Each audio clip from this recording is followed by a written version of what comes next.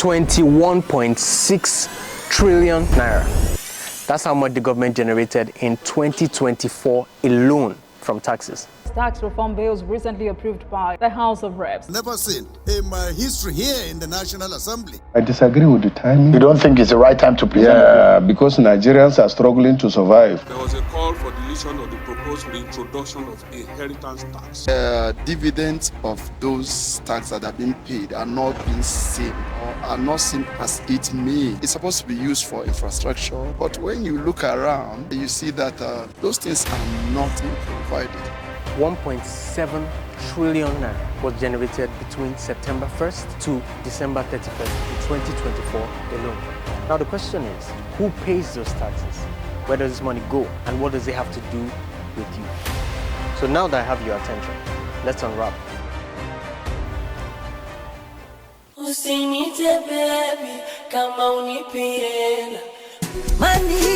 money, money, money.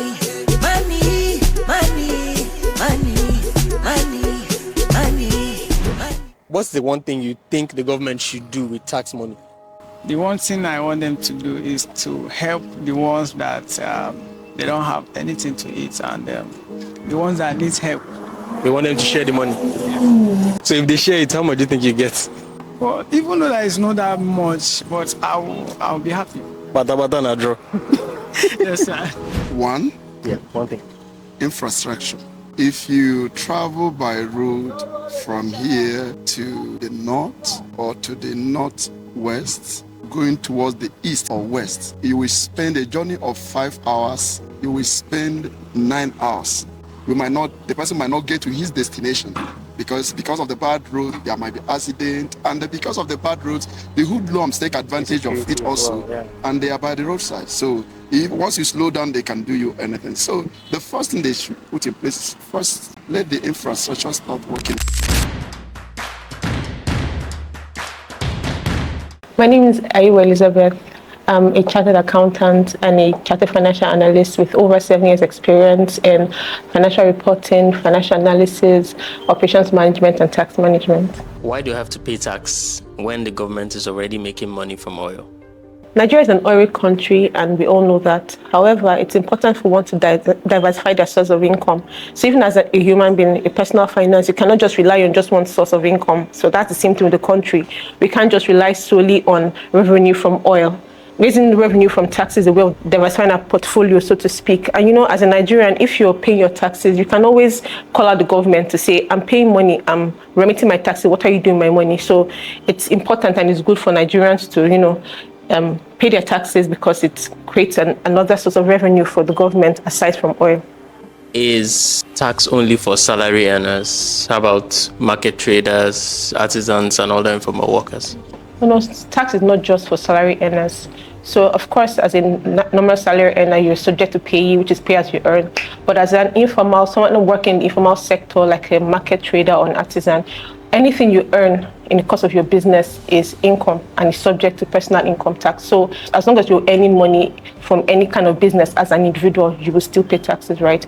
So the personal income tax is governed by the personal income tax laws, and there are stipulations on, how to pay, what to pay, when to pay. And then there's a new tax bill which has some tweaks and amendments to the personal income tax law. So it used to be 300,000 before. So if you earn between 0 to 300, you used to be exempted from tax. But now with the amendments from 0 to 800, you're exempted from tax. You're not supposed to pay any payee taxes. So just staying abreast of whatever new regulations coming. You don't need to be a professional tax person or an accountant for you to stay abreast of this information. It affects your business. Once you just hear in the news they're saying there's a new tax bill, you just read up on it. It's not for you to become a professional accountant or just for you to have an understanding. Just stay abreast with all of that. Just keep yourself informed and ensure that you're on the right path of the law.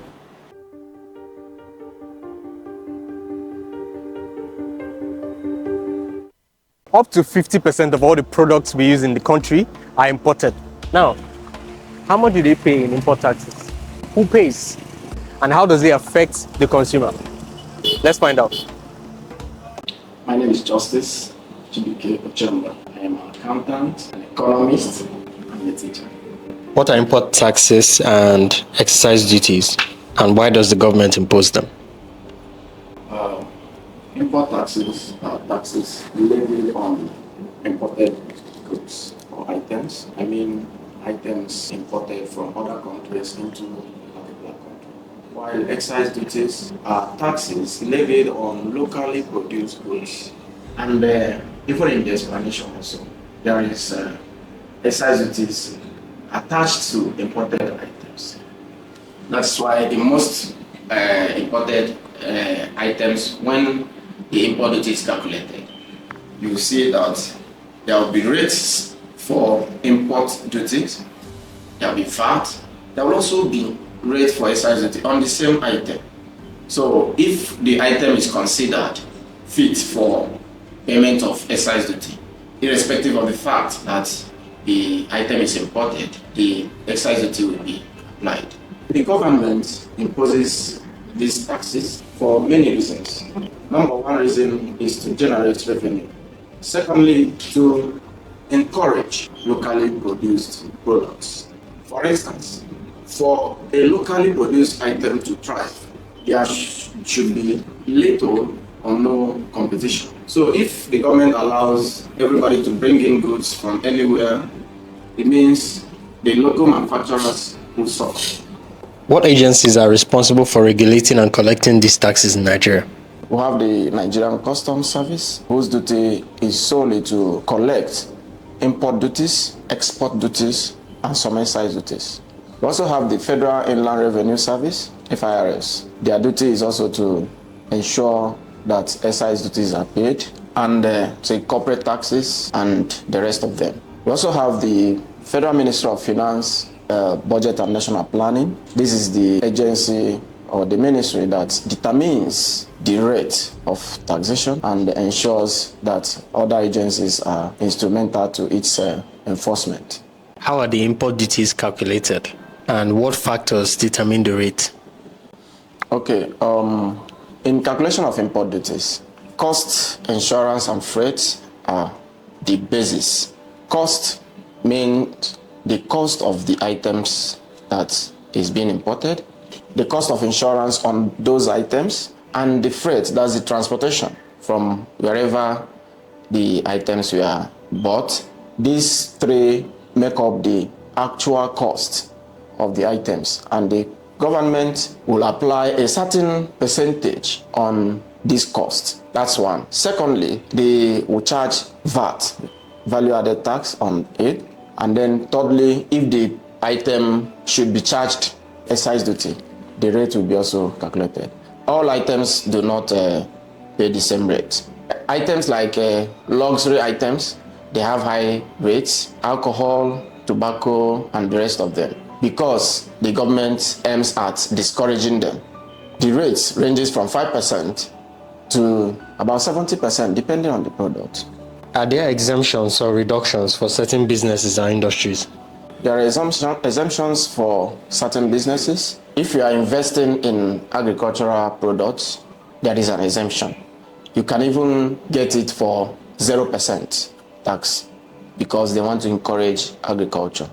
If you are importing raw materials with which you produce more goods in Nigeria to boost Nigerian economy, you can even get 0 tax rate or a reduced rate. But if you're importing items like alcohol, tobacco, luxury, there is no exemption. Also, there is exemption for diplomatic goods. There is also exemption for presidential goods, goods imported for the president of the country. You have to pay no tax. What reforms would make import and excise taxation more effective in Nigeria? Reforms like harmonizing and ensuring proper digital tax policies will help us.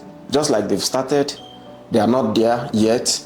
So if they do it the right way, the proper way, ensuring that nobody does anything manual in terms of tax declaration of your tax base, and also in terms of filing. Also, if the government would reduce tax for infant industries to encourage them to produce, This will help them develop the economy, because if an economy produces goods, the possibility of that economy exporting is there. And when an economy exports other than only importing, the economy balances. The foreign exchange we get improves, and that will help also to reduce the burden on the naira. Still to come, there are 3 big letters people don't want to deal with. VAT. But before we get there, click subscribe now. So midway into the shoot, we stopped to buy VAT-free rice.